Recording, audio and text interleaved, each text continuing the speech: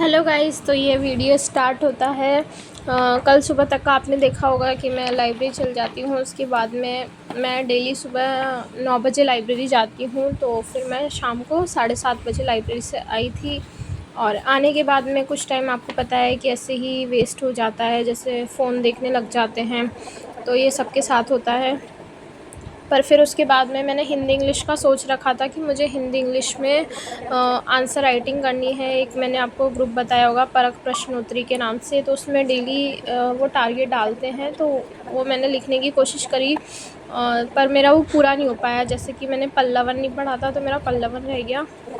और फिर मैंने सोचा चलो इसको छोड़ते हैं, क्योंकि एक सब्जेक्ट के पीछे पड़ जाते हैं तो फिर वही है ना कि और दूसरे सब्जेक्ट भी छूट जाते हैं। तो फिर इसके बाद में मैंने क्या किया है कि ये प्रीलिम्स के लिए एक स्प्रिंग बोर्ड की छोटी सी बुकलेट थी वर्ल्ड ज्योग्राफी की, तो मैंने इसको पढ़ना स्टार्ट किया। और इसके बीच में आपके लिए मैंने क्वेश्चन भी डाला है, तो आप उसको ज़रूर आंसर करें कमेंट बॉक्स में।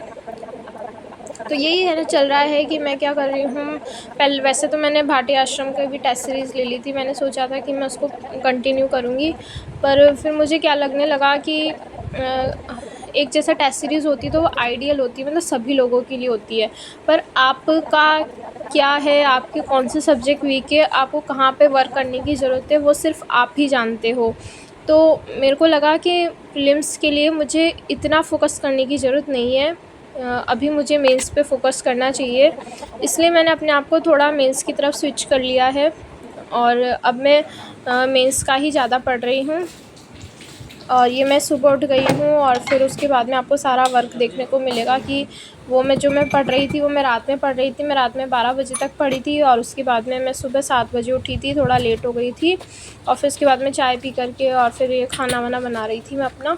तो मैं आपसे बोल रही थी कि आपको अपनी स्ट्रेटजी खुद बनानी होगी। कोचिंग वाले जो हैं, आप मानो आप खुद टीचर हो, तो और आपके पास में 10 स्टूडेंट हैं, तो आप तो एक कॉमन पैटर्न पे चलोगे।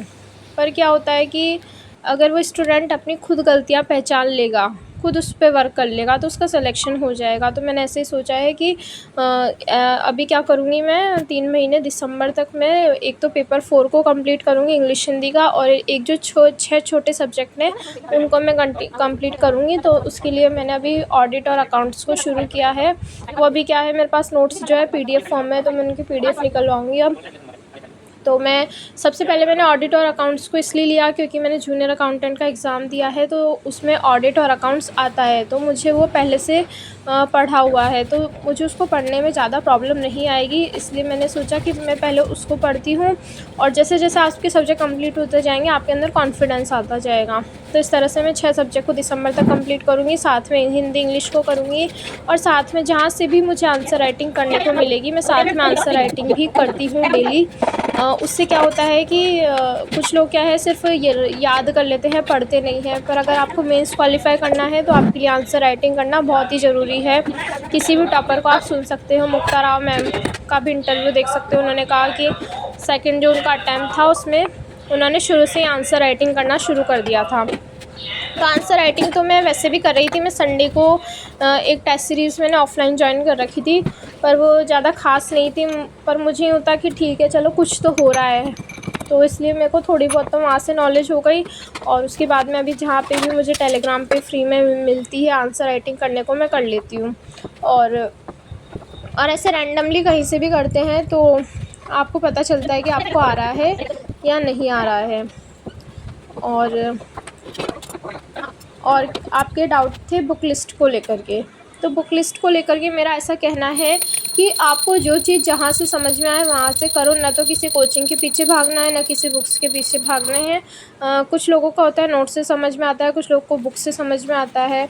तो मैं तो ऐसा कर रही हूँ कि कुछ सब्जेक्ट स्प्रिंग बोर्ड से कर रही हूँ, पर मुझे ऑडिट एंड अकाउंट्स के नोट्स उत्कर्ष के अच्छे लगे, तो मैं वो उत्कर्ष से कर रही हूँ।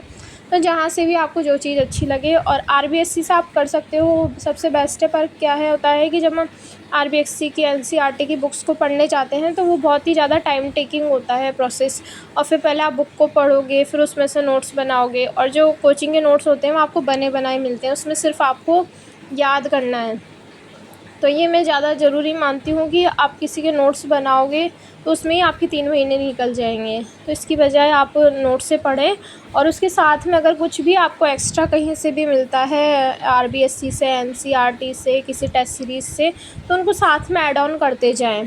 तो ये, और एक क्या होता है कि एक आपका लिखने का पैटर्न होता है जो मेंस में आप किस तरह से लिख रहे हो वो भी बहुत ज़्यादा मैटर करता है।